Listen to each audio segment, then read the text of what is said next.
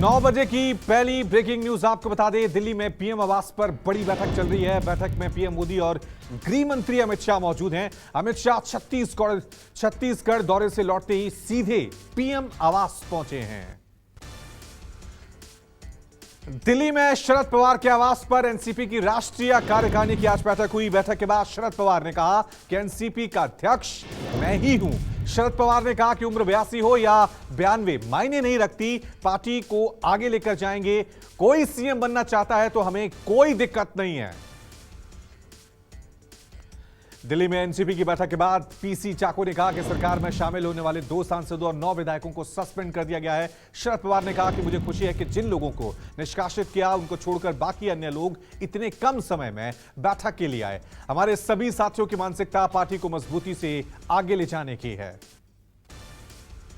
NCP की बैठक के बाद शरद पवार से राहुल गांधी मिलने पहुंचे। राहुल गांधी ने शरद पवार के आवास पर उनसे मुलाकात की। एनसीपी नेता सोनिया दुहन ने कहा कि राहुल गांधी जी पवार साहब से मिलने आए थे और उन्होंने कहा कि उनका पूरा समर्थन शरद पवार जी के साथ है। शरद पवार जी जैसे भी कहेंगे हम उनको समर्थन देने के लिए तैयार हैं। कांग्रेस और विपक्ष की सारी पार्टियां हमारे साथ खड़ी हैं।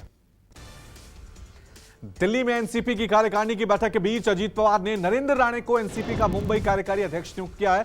उप मुख्यमंत्री अजीत पवार ने नरेंद्र राणे को नियुक्ति पत्र सौंपकर बधाई दी। एनसीपी में मचे सियासी घमासान के बीच एक्शन में उद्धव ठाकरे 9 और 10 जुलाई को उद्धव ठाकरे यवतमाला, वाशिम, अमरावती, अकोला, नागपुर में दौरा करेंगे। महाराष्ट्र के जिलों के पदाधिकारियों से संवाद भी करेंगे। एनसीपी से अजीत पवार गुट की सरकार में शामिल होने पर सीएम शिंदे का बड़ा बयान। कहा हमारे विकास के कार्यों से प्रभावित होकर अजीत पवार आए। आज हमारे विधायक 200 के पार हैं। हमें केंद्र सरकार का बहुत बड़ा समर्थन है। डबल इंजन की सरकार मजबूती से काम कर रही है। विपक्ष के पेट में दर्द हो रहा है। दिन ब दिन मजबूत होती रही है सरकार। सरकार में शामिल होने पर भुजबल ने बड़ा खुलासा किया। कहा सरकार में शामिल होने से पहले कानूनी जानकारी ली। 2022 में एससी में जो हुआ उसका अध्ययन किया गया।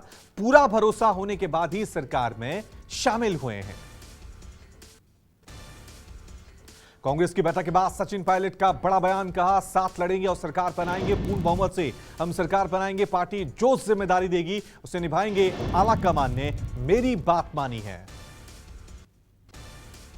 राजस्थान चुनाव को लेकर कांग्रेस की बड़ी बैठक हुई। इस दौरान कांग्रेस के अध्यक्ष मल्लिकार्जुन खड़गे ने ट्वीट किया और लिखा कि पार्टी एकजुट होकर चुनाव में उतरेगी। राजस्थान का हर वर्ग कांग्रेस के साथ है। राजस्थान में इस बार बदलेगा इतिहास। राजस्थान का वर्तमान भविष्य दोनों सुरक्षित कांग्रेस के हाथों में रहे।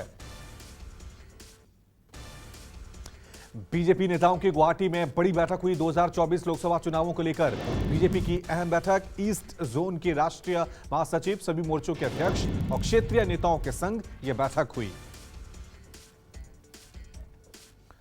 सुखबीर सिंह बादल का बड़ा ऐलान। बीजेपी से गठबंधन नहीं है। हमारा गठबंधन अभी बीएसपी के साथ है।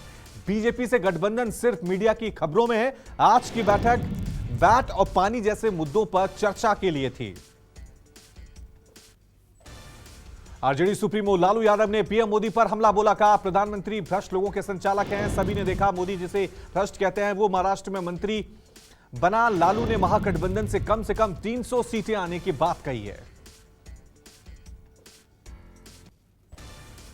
एमपी के सीधी कांड के पीड़ित से मिले सीएम शिवराज और प्यार धोकर पीड़ित दशमत का सम्मान किया।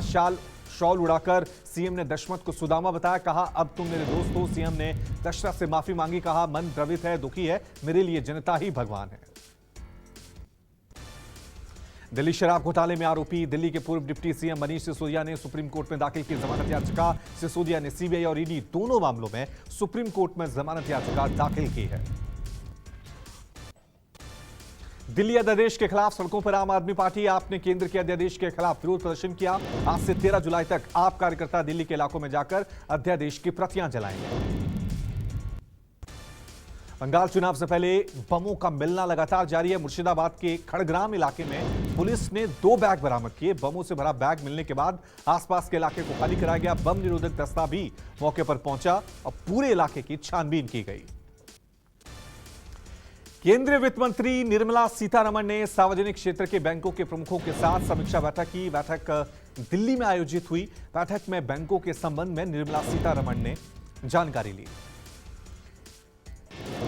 यूपी के जौनपुर में एक ही परिवार के 5 लोगों की मौत से पूरे इलाके में हड़कंप मचा है। गांव में एक शख्स ने अपनी